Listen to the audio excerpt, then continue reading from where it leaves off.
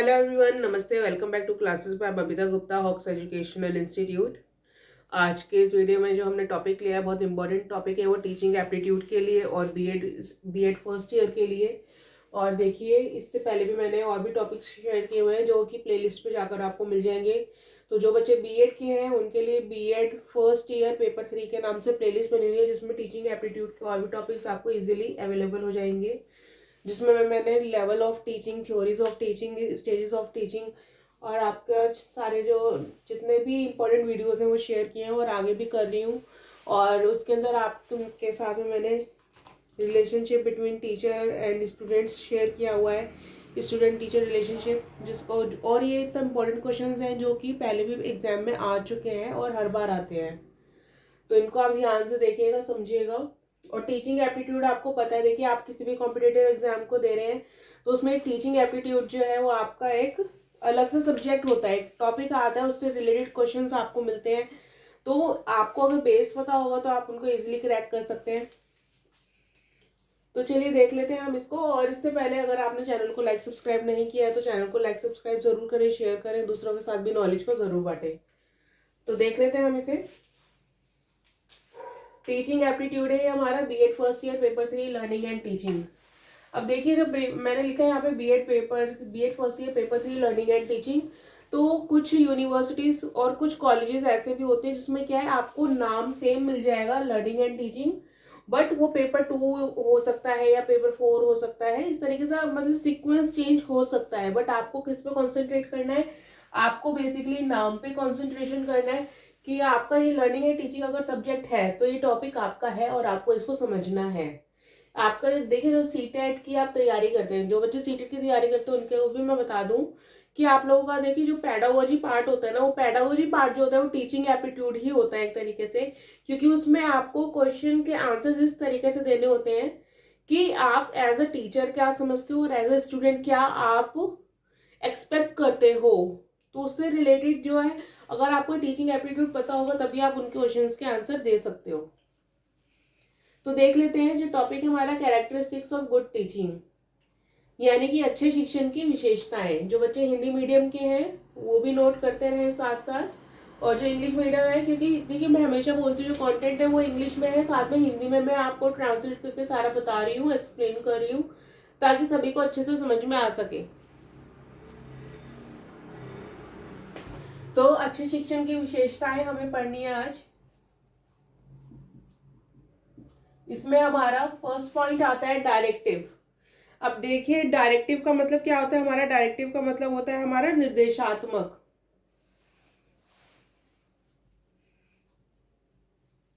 निर्देशात्मक।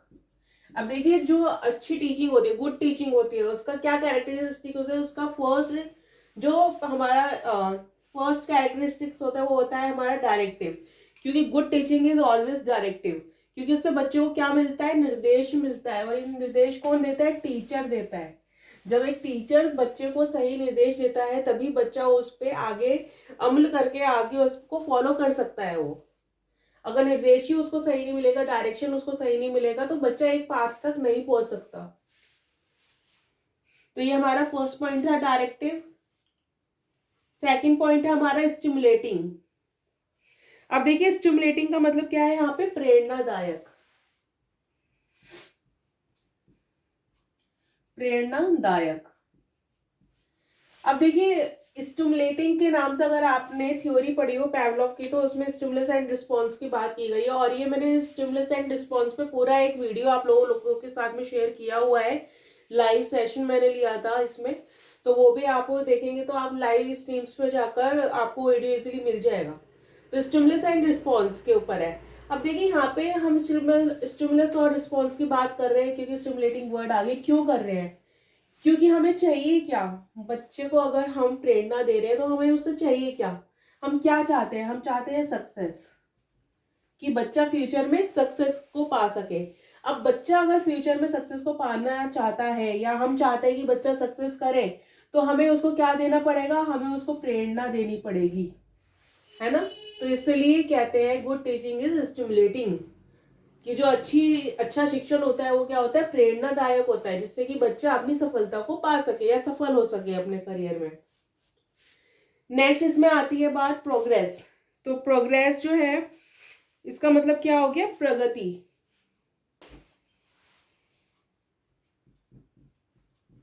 अब देखिए good teaching is based on progress. अब देखिए अगर अच्छा शिक्षण है, अगर शिक्षण सही तरीके से हो रहा है, गुड टीचिंग हो रही है, तो क्या होगा, बच्चे को प्रोग्रेस मिलेगी। अगर बच्चे को प्रोग्रेस नहीं मिल रही है तो क्या हम कह सकते हैं कि गुड टीचिंग हो रही है या जो अच्छा शिक्षण है वो हो रहा है? नहीं। अगर अब बच्चे की प्रगति हो रही है, प्रोग्रेस हो रही है। अब देखिए एक चीज और इसमें समझने वाली है कि प्रोग्रेस जो होती है वो सभी बच्चों की एक जैसी नहीं होती है। और ये बात बहुत से टीचर्स को भी समझ नहीं आती है, ये बात बहुत से पेरेंट्स भी नहीं समझ पाते हैं। क्योंकि एक बच्चा जिसका जो लेवल है वो 10 है, दूसरा जो बच्चा है उसका लेवल 90 है। दोनों बच्चों का लेवल कैसे सेम हो सकता है? एक बच्चा कम में समझता है ना, यानी कि बहुत आप एक टॉपिक को समझा रहे हो तो उसका 10% वो ग्रैब कर पा रहा है। एक बच्चे को आपने एक्सप्लेन किया, वो सारा टॉपिक अच्छे से समझ गया, उसको सब क्लियर हो गया। अब पेरेंट्स को क्या लगता है कि अब बच्चा जो है हमारा 90 पे ही आ जाए सीधे। क्या ये पॉसिबल है? ये पॉसिबल नहीं है। तो ये बात ये पेरेंट्स को भी समझने के लिए, टीचर को भी समझने के लिए कि सभी बच्चों का लेवल एक जैसा नहीं हो सकता। सभी का जो कॉग्निटिव लेवल है सबका अलग होता है, अंडरस्टैंडिंग लेवल सबका अलग है, सबका समझने का तरीका अलग है। हर कोई उसको एक इक्वल वे पे नहीं ले सकता है। तो प्रगति आपको किस तरीके से देखनी है कि जो बच्चा अभी के लेवल पर है, मान लीजिए 10 पर है, तो एटलीस्ट वो 20 पर आ सके या बीच में कहीं 15 पे आ सके। यानी कि अपने लेवल से वो ग्रो कर रहा है। हमें दूसरे बच्चे से कंपटीशन नहीं लगाना उसका कि उस लेवल तक ही आना चाहिए, वो उस अपने लेवल से थोड़ा सा आगे बढ़ सके। जैसे कि फर्स्ट का बच्चा है तो सेकंड पे वो जा रहा है, सेकंड का बच्चा थर्ड में जा रहा है प्रोग्रेस होके, वो सीधे 10th में नहीं जा रहा, 12th में नहीं जा रहा। तो इस चीज को हमें ध्यान में रखना चाहिए।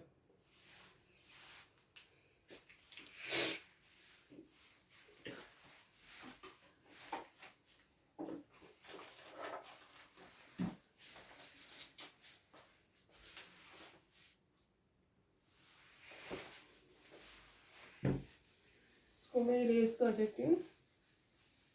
तो ये हमारा थर्ड पॉइंट था प्रोग्रेस का। आई होप आप लोगों को समझ में आया होगा।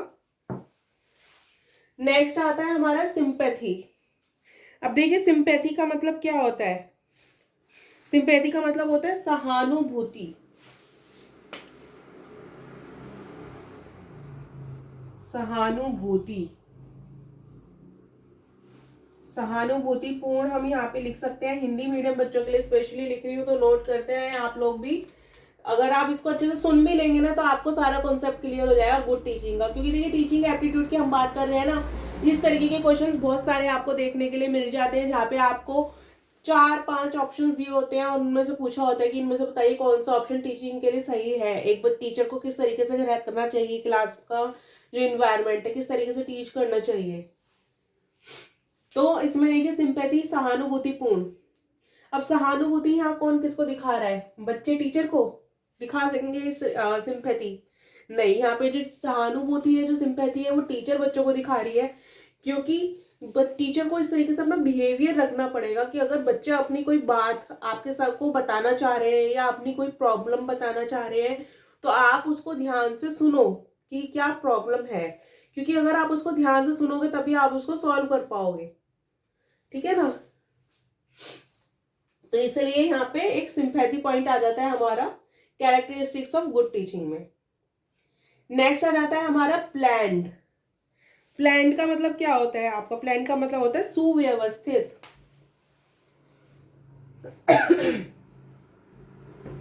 सुव्यवस्थित। तो देखिए जो good teaching is always planned. क्योंकि आपको जो टीचिंग होता है वो पूरा प्लान होता है। आप लेसन प्लान बनाते हो, आप उसके अंदर टीचिंग मेथड चूज करते हो, आप अपना टॉपिक चूज करते हो, टॉपिक में आपको कौन से एग्जाम्पल्स देने हैं, वो टॉपिक वो चीज आप चूज करते हो। तो ये सब क्या है? ये सब प्लान्ड है। वो सब कुछ समझाने के बाद में बच्चे को एक टॉपिक, बच्चे को किस तरीके से इवेल्युएट करना है, अगर इवेल्युएशन में के बाद में आपको बच्चे के अंदर कोई कमी दिखाई दे रही है तो आपको किस तरीके से उसको समझाना है या टीचिंग मेथड चेंज करना है। तो ये सब क्या है? ये प्लान्ड है। तो इसीलिए good teaching is always planned. Next आता है आपका कॉपरेशन। कॉपरेशन का मतलब क्या होता है? सहयोग।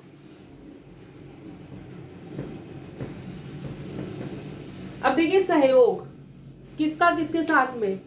टीचर का स्टूडेंट के साथ में सहयोग। देखिए क्योंकि जब हम टीचिंग की बात कर रहे हैं ना, टीचिंग में कौन है हमारे पास में? एक स्टूडेंट है, एक टीचर है, ठीक है ना। ये दोनों मिलके एक जो है प्रोसेस कर रहे हैं, तब जो है टीचिंग हो पा रही है।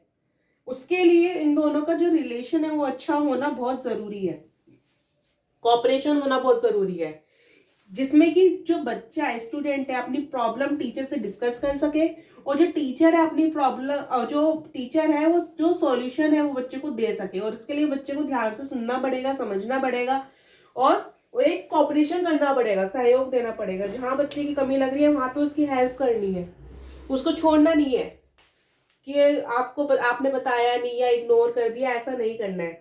और देखिए जो स्टूडेंट टीचर रिलेशनशिप है ना, ये इतना इंपॉर्टेंट क्वेश्चन है आपका बीएड के लिए, इतना इंपॉर्टेंट क्वेश्चन है, एमएड में ये आप लोगों का आता है टॉपिक, और इससे रिलेटेड आपको पेपर में भी और जो कॉम्पिटेटिव एग्जाम्स है उसमें भी क्वेश्चन आ जाते हैं। तो इस क्वेश्चन को आप जरूर प्रिपेयर कीजिए। इसका पूरा एक फुल फ्लैश क्वेश्चन मैंने विद नोट्स शेयर किया हुआ है आप लोगों के साथ में, तो उसको पढ़िएगा आप। तो यहाँ पे क्या है? स्टूडेंट टीचर कॉपरेशन की बात हो रही है कि टीचर जो है बच्चों को कॉपरेट कर रही है, जहां पे उनको जरूरत है वहां पे उनको हेल्प दी जा रही है। तो ये हमारा 6 पॉइंट था। नेक्स्ट पॉइंट आता है हमारा प्रीवियस नॉलेज। प्रीवियस नॉलेज यानी पूर्व ज्ञान।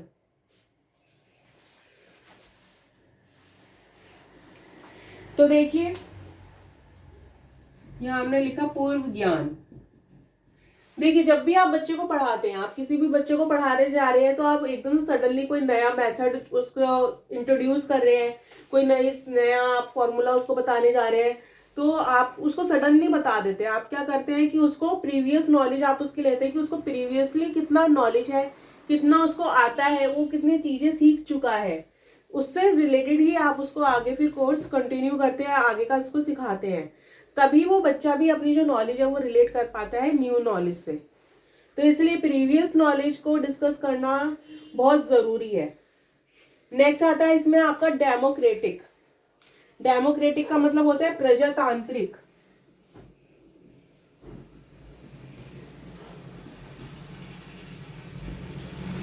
अब देखिए प्रजातांत्रिक का मतलब क्या होता है? डेमोक्रेटिक, जैसे कि हमारी कंट्री भी क्या है? डेमोक्रेटिक है। तो देखिए हमारे जो देश है उसमें भी क्या है? लोगों को अपनी बात रखने का अधिकार है, तभी उसको हम क्या बोलते हैं? डेमोक्रेटिक बोलते हैं, प्रजातांत्रिक बोलते हैं। इसी तरीके से जो गुड टीचिंग है वो भी कैसी होनी चाहिए? डेमोक्रेटिक होनी चाहिए, ताकि जो बच्चे हैं वो अपनी बात रख सके आप लोगों के साथ, एक टीचर के आगे जो अपनी प्रॉब्लम है उसको रख सके कि क्या उनको प्रॉब्लम है। अगर बच्चे कुछ कहना चाहते हैं तो वो भी उसको इजीली कह सकें।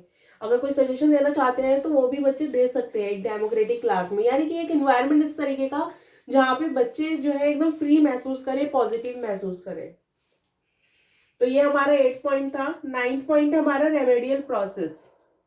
अब देखिए रेमेडियल प्रोसेस है, क्योंकि टीचिंग के अंदर क्या जरूरी है? रेमेडियल प्रोसेस का होना बहुत जरूरी है, जिसको हम बोलते हैं उपचार पूर्ण।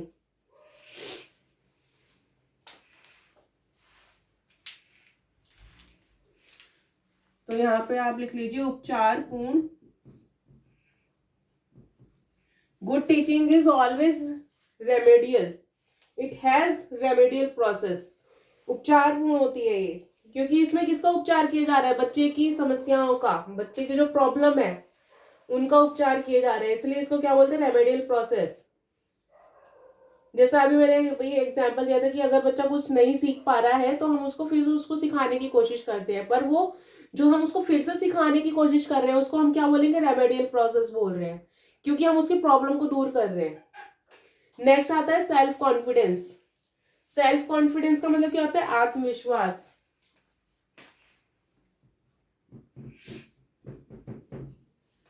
आत्मविश्वास यानी कि गुड टीचिंग क्या होती है? गुड टीचिंग होती है जब बच्चे में सेल्फ कॉन्फिडेंस आ सके। और सेल्फ कॉन्फिडेंस कब आता है किसी के अंदर? सेल्फ कॉन्फिडेंस आता है जब नॉलेज होती है, जब किसी को नॉलेज होगी, उसके बारे में बात कर सकेगा, तभी उसके अंदर सेल्फ कॉन्फिडेंस आएगा। अदरवाइज उसको सेल्फ कॉन्फिडेंस की हमेशा प्रॉब्लम रहेगी, अपनी बातें दूसरों के आगे बच्चा नहीं रख पाएगा, उसको हेजिटेशन होगी। तो सेल्फ कॉन्फिडेंस का होना बहुत जरूरी है। और जो कौन बूस्ट करता है? टीचर बूस्ट करती है थ्रू गुड टीचिंग। नेक्स्ट आता है हमारा and the last point is child centred. देखिए जो हमारा करिकुलम है, करिकुलम हमारा क्या फॉलो करता है? चाइल्ड सेंटर्डनेस को फॉलो करता है।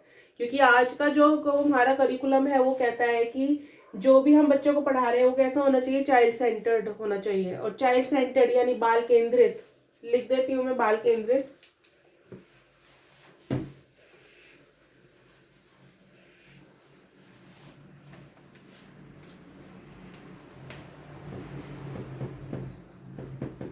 बाल केंद्रित, तो देखिए बाल केंद्रित यानी कि आप जो भी बच्चे को, जो भी आप क्लास रूम में कर रहे हैं या बच्चे को जो भी एक्टिविटी दे रहे हैं, जो भी काम दे रहे हैं, वो कैसा होना चाहिए? चाइल्ड सेंटर्ड होना चाहिए, बच्चे को ध्यान में रखते हुए होना चाहिए। क्योंकि हमें बच्चे को सिखाना है और बच्चे को ही वो चीजें सीखनी है। तो अगर हम उसको चाइल्ड सेंटर्ड नहीं रखेंगे, अगर मान लीजिए हम टीचर सेंटर्ड रख देते हैं, यानी कि उसमें टीचर सेंटर्ड क्या होता है? जैसे एक लेक्चर है, मैंने एक लेक्चर किया, उसको खत्म कर दिया, उसमें बच्चे ने सीखा नहीं सीखा, कितना सीखा मुझे नहीं पता है, वो तो वो चाइल्ड सेंटर्ड नहीं होगा। तो इसलिए हम चाइल्ड सेंटर्डनेस को फॉलो करते हैं, बाल केंद्रितता को फॉलो करते हैं, जिसमें बच्चे के क्या सोचता है, बच्चा क्या चाहता है, बच्चे को हम कैसे पढ़ाएं और बच्चा कैसे सीखे, इन सब चीजों को हम फॉलो करते हैं।